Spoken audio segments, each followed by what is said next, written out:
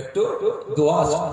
ও আমার ভাইজানেরা, ও নবী পাকের আশিকেরা, ওই সময় আল্লাহ পাকের রাসূল, আল্লাহ পাকের হাবিব, বাবা আমার নবী, ইতিমাসি নবী আমার গুনাহগার উম্মতিদের এই কান্নাটা শুনে পাগলের না হয়ে গেলেন, দিওয়ানা হয়ে গেলেন। নবী আমার থাকতে পারলেন না, গুনাহগার উম্মতিগুলোকে জাহান্নামের আগুন থেকে বাঁচিয়ে জান্নাতে নিয়ে যাওয়ার জন্য নবী আমার